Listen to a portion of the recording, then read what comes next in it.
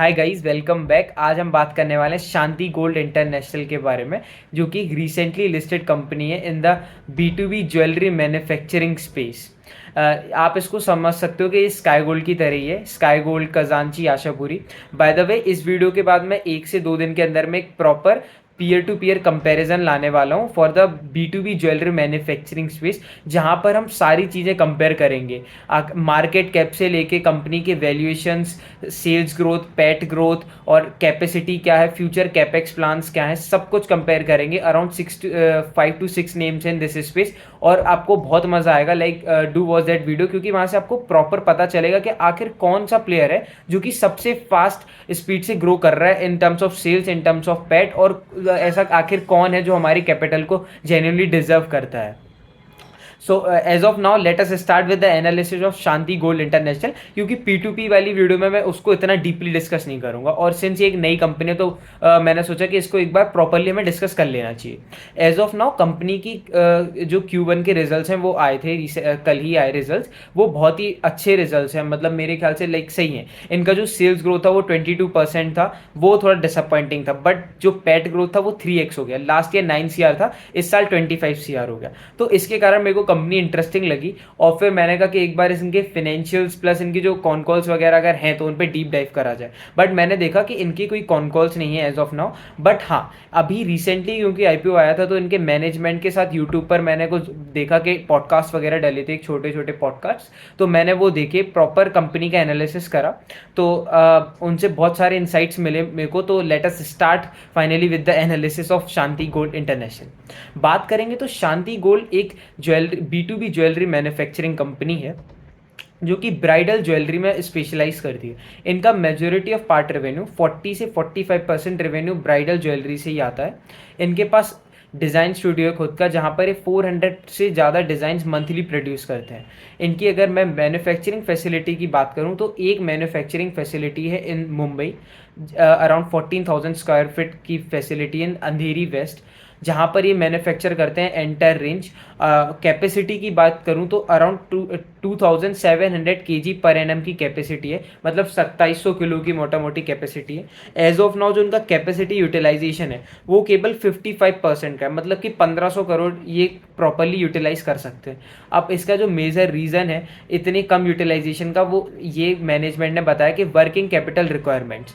अगर आपको ज़्यादा प्रोड्यूस करना है तो फिर आपको उसके लिए कैपिटल चाहिए होता है, जो कि इनके पास शॉर्ट पड़ रहा था, जिसके लिए इन्होंने IPO रेस करा, IPO फंड्स रेस करे। अब IPO फंड्स रेस करे तो वहाँ से 200 करोड़ का इनके पास फंड आ जाएगा, जिससे अपनी कैपेसिटी को ईजिली यूटिलाइज कर पाएंगे।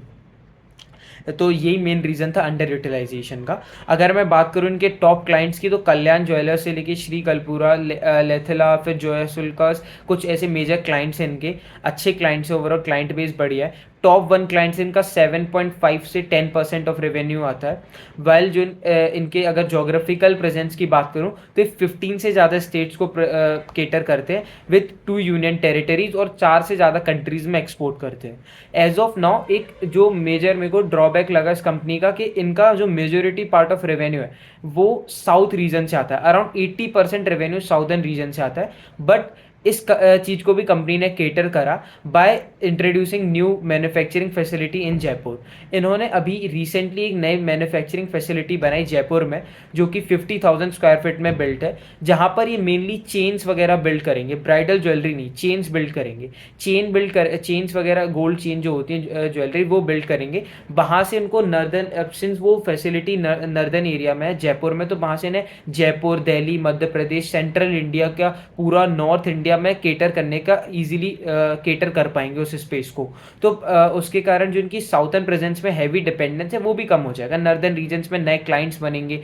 अभी जैसे PN गार्गिल की मैं बात करूं तो वो ऑलमोस्ट साउथ ईस्ट वगैरह डायरेक्शन में आता है, तो वहां पर ये नए नए क्लाइंट्स को ऐड कर पाएंगे। अगर सेनको है तो वो सेनको नॉर्थ साइड में है, तो उनको ऐड कर पाएंगे ईजिली।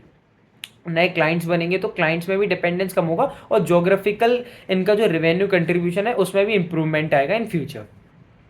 अब मैं बात करूँ इनके जो डिज़ाइन मेन मैन्युफैक्चरिंग प्रोसेस की, तो मुंबई में इनका एक प्लांट है जहाँ पर ये मैन्युफैक्चरिंग करते हैं। सबसे पहले मैनुअल डिज़ाइंस वगैरह बनवाते हैं आर्टिजन्स वगैरह से on paper. Then computer designs बनते हैं। कंप्यूटर डिज़ाइंस बनने के बाद रीचेक करे जाते हैं, फिर फाइनलाइज करके सैम्पल्स बनाए जाते हैं। देन ये एग्जीबिशंस में ले जाते हैं, प्लस क्लाइंट्स को ऑटोमेटिक मतलब डिजिटल डिज़ाइंस वगैरह भेजते हैं, ऑर्डर्स लेते हैं और फिर प्रॉपर मैन्युफैक्चरिंग करते हैं। और इनके हर स्टेप पे प्रॉपर क्वालिटी चेक होता है, जिससे इंश्योर करते हैं कि जो फाइननेस एंड गोल्ड ज्वेलरी वो बनी रहे। सिंस ब्राइडल ज्वेलरी का जो काम है वो बहुत बारीकी का काम है, तो वहाँ पर इंश्योर करते हैं जो इनके आर्टिसंस वगैरह हैं वो प्रॉपरली इनको चेक करते रहे कंटिन्यूस बेसिस पे हर स्टेप पे, जिससे फाइन क्वालिटी को ये अपने क्लाइंट को डिलीवर कर पाए। और ये इन्होंने, अगर मैं बात करूँ तो इनके जो क्लाइंट बेस है कल्याण जैसे हो गए, तो कल्याण हो गया, और फिर जो अदर श्री कलपुरा वगैरह ज्वेलर्स हैं, तो इनसे 10 साल ऑलमोस्ट 2 डिकेड से जुड़े हैं कुछ कुछ क्लाइंट्स। तो बहुत अच्छा क्लाइंट बेस है इनका। यूएसपी की अगर बात करूँ, एक यूनिक सेलिंग प्रोपोजिशन जो होता है हर ब्रांड का, वो इनका वही है कि भाई ये ब्राइडल ज्वेलरी बहुत अच्छी बनाते हैं। Well in the case of other company like Sky Gold, अगर आप स्काई गोल्ड को देखोगे then Sky Gold light weight jewellery में स्पेशलाइज करता है, but in the case of Shanti gold ये मेनली स्पेशलाइज करते हैं in the bridal jewellery space. अब मैक्रो लेवल इन्वायरमेंट की अगर आप बात करो तो लाइट वेट ज्वेलरी पे ज़्यादा एम्फेसाइज कर रही है मोस्ट ऑफ द कंपनीज, चाहे वो रिटेलर हो चाहे वो B2B मैन्युफैक्चरर हो। इसका मेन रीज़न जो है वो यही है कि भाई अभी हो क्या रहा है कि गोल्ड के प्राइसेस आ रहे हैं पीक, लास्ट ईयर से 30 से 40% का मूव है। उस मूव के कारण जो अफोर्डेबिलिटी है वो कम हो चुकी है, और अफोर्डेबिलिटी कम हो गई तो लोग जो हैवी ज्वेलरी उस पर कम हैवी ज्वेलरी पर कम मूव कर रहे हैं, वो लाइट वेट ज्वेलरी प्रेफर कर रहे हैं, स्पेशली यंगस्टर्स। तो उसके कारण लाइट वेट ज्वेलरी की डिमांड अच्छी है। But in the case of Shanti gold ये light weight jewellery as such manufacture नहीं करते, ये मेन इनका काम ब्राइडल ज्वेलरी का है। बट स्टिल इन्हें ये कॉन्फिडेंट है ब्राइडल ज्वेलरी के स्पेस में भी ग्रो करने का, और साथ ही साथ इन्होंने चेन्स की भी मैन्युफैक्चरिंग का एक प्लांट डाला है इन द जयपुर, तो वहाँ से इनकी अच्छी खासी ग्रोथ फ्यूल होने वाली है। अगर मैं बात करूँ जयपुर के प्लांट में अराउंड 45 से 48 करोड़ का केपेक्स करेंगे फॉर द मशीनरीज। वहाँ से इनकी जो कैपेसिटी है वो अराउंड 800 केजी से 1200 केजी की कैपेसिटी रहेगी, मतलब मोटा मोटी 4000 किलो की कैपेसिटी हो जाएगी बाय फाइनेंशियल ईयर 26 एंड। एक साल के अंदर में इनकी जो कैपेसिटी वो 2700 से 4000 हो जाएगी। आईपीओ के फंड्स की बात करूँ तो 360 करोड़ का इन्होंने मार्केट से फंड्स उठाया, जिसमें से 48 सीआर जयपुर के प्लांट के केपेक्स के लिए यूज़ होगा, 200 से सीआर होगा working capital requirements. Working capital requirements mainly वो उनका अंडर यूटिलाइजेशन है मुंबई प्लांट में ब्राइडल ज्वेलरी के लिए, उसको इम्प्रूव करने के लिए। और जो डेप्ट रीपेमेंट्स है उनके लिए 20 से 30 सीआर यूज़ होगा। जयपुर के प्लांट के बारे में कुछ डिटेल्स में बात करूँ अगर मैं, तो 50,000 स्क्वायर फीट की फैक्ट्री इन्होंने बनाई है जो कि बिल्ट हो चुकी है। अब वहाँ पर ये प्लांट्स वगैरह मैंने मशीनरीज वगैरह इंस्टॉल करेंगे बाय यूजिंग आईपीओ फंड्स, और वहाँ पर प्रोडक्शन शुरू हो जाएगा, और अराउंड 800 से 1200 केजी की कैपेसिटी रहेगी। मेनली वहाँ पर ये चेन्स मैन्युफैक्चर करेंगे। चेन मैन्युफैक्चर करने से, गोल्ड चेन मैन्युफैक्चर करने से इनके जो मार्जिन है उनमें इंप्रूवमेंट आएगा, मार्जिन में इंप्रूवमेंट नहीं आएगा, बट वॉल्यूम ग्रोथ होगा, वॉल्यूम ग्रोथ होगा, पर मार्जिन थोड़े से लोअर साइड पे रहेंगे as compare to bridal jewellery. But इनका कहना है कि चर्निंग जो है, टर्न कैपिटल का जो टर्न है वो इंप्रूव हो जाएगा, जिसके कारण इनके लाइक वॉल्यूम ग्रोथ आएगा तो इनके टॉप लाइन में अच्छा ग्रोथ आएगा, प्लस चर्निंग इंप्रूव होगा तो इनको ओवरऑल प्रॉफिटेबिलिटी में भी कहीं ना कहीं अच्छा आया जाएगा, मतलब ये मैच कर लेंगे। अगर इन्होंने मार्जिन की गाइडेंस की बात करूं तो इन्होंने कहा कि जो एग्जिस्टिंग मार्जिन है 8 से 9% के एबिटा मार्जिन वो ये मेंटेन कर लेंगे easily in future also. Low margin product add कर रहे हैं उसके बावजूद भी इजीली ऐड कर लेंगे। और अगर मैं बात करूं एज सच तो विज़न ऑफ प्रमोटर के विज़न में भी उन्होंने ये चीज़ बताया कि हम वॉल्यूम ग्रोथ पे भी फोकस कर रहे हैं विया चेन मैन्युफैक्चरिंग, और वैल्यू ग्रोथ तो हमारी इससे आ ही जाएगी ब्राइडल ज्वेलरी से।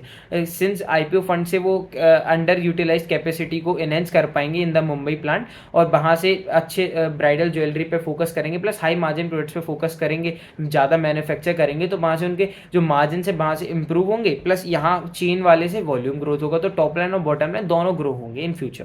और अगर मैं बात करूँ तो इनके जो प्रॉपर टेक्नोलॉजी क्या यूज़ है, जैसे automation and designing software, CAD designing, CAM model designing, wax tree making वगैरह सारी प्रॉपर जितनी एडवांस टेक्नोलॉजीज़ हैं उनका ये यूज़ करते हैं इन द मैन्युफैक्चरिंग। और इनका जो मुंबई प्लांट है वो प्रॉपर फंक्शनिंग करता है 55% capacity utilisation. Now let us move on to financials. FY25 में इनका रेवेन्यू 56% ईयर ऑन ईयर से ग्रो करा, अराउंड 1100 करोड़ का मार्क रीच करा। इनके ऑपरेटिंग प्रॉफिट मार्जिन 9% रहे, लास्ट ईयर ये 6% 7% थे। और 3 से 4 साल में इनके जो मार्जिन में है उनमें अच्छा इंप्रूवमेंट आया, 5% से 9% पे आ गए।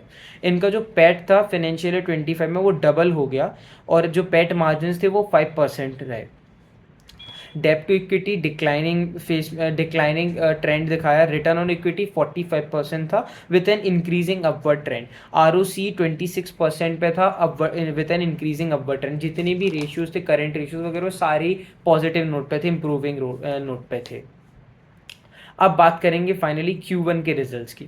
Q1 में इनका रेवेन्यू 22% से इंक्रीज हुआ, वेल पैट जो था वो उनका 180% ईयर ऑन ईयर से इंक्रीज हुआ, 9 करोड़ से 25 करोड़ हो गया, ऑलमोस्ट 3x हो गया। ऑपरेटिंग प्रॉफिट मार्जिन डबल से ज़्यादा हो गए, 6% से 13% हो गए। तो यहाँ पर कंपनी को अच्छा खासा ऑपरेटिंग लेवरेज मिला। सेल्स ग्रोथ उतनी अच्छी नहीं थी, 22% की सेल्स ग्रोथ, जहाँ पर आपके साथ जो पीयर्स हैं आपके स्काई गोल्ड वो 55-60% से ग्रो कर रहा है, और आप 22% से तो थोड़ा सा वो लगने लगता है। But stay tune for the P2P comparison, जहाँ हम प्रॉपरली इस चीज़ का भी एक सॉल्यूशन निकालेंगे आखिर करना क्या चाहिए। अगर मैं शांति गोल्ड की बात करूँ तो यहाँ पर इनको इमेंस ऑपरेटिंग लेवरेज मिला है, कंपनी ओवरऑल सही कर रही है।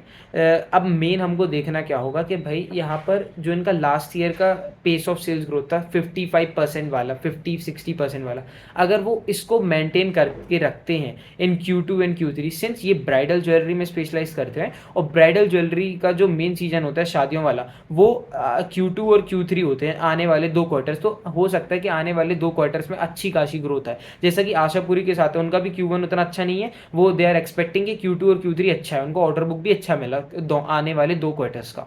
तो अगर इस कंपनी में चीज़ें इंप्रूव होती हैं और लेट्स से कि ये 55% का 60% का रेवेन्यू ग्रोथ करते हैं और मार्जिन इनके अच्छे हैं ही, इन्हें ऑपरेटिंग लेवरेज मिलता है, देन आई गेस कि यार ये ना स्काई गोल्ड को टक्कर दे सकते हैं जेन्युइनली।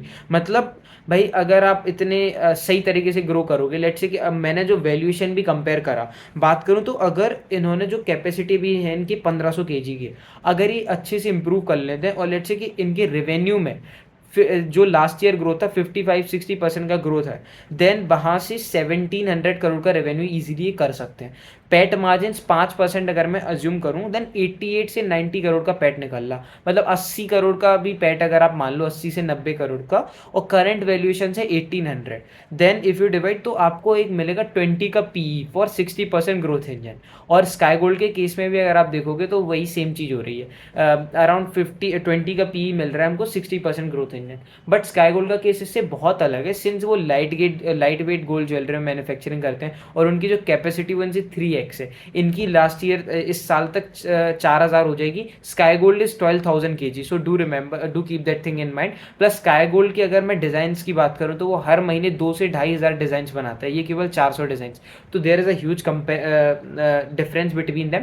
बट स्टे ट्यून्ड, मैं P2P कंपैरिजन में प्रॉपर इन 2 कंपनीज को, क्या 6 कंपनीज को प्रॉपरली हम कंपेयर करेंगे। सो अगर मैं बात करूं एटलास शांति गोल्ड इंटरनेशनल की, ओवरऑल कंपनी सही कर रहे हैं, लाइक फाइनेंशियल्स मेरे को अच्छे लिक्विडेटिव लगे। बट हमको कोई भी कंपनी को लाइक उनके सिंगल फाइनेंशियल्स देख के जज नहीं करना चाहिए, एक आध क्वार्टर्स को और ट्रैक करना चाहिए, प्लस जो उनके कॉम्पिटिटर्स हैं उनके साथ कंपेयर करना चाहिए, तब जाके हम कुछ अपनी पोजीशन बना सकते हैं इस स्टॉक में। So that's all for that is signing off Raghav Tikaria.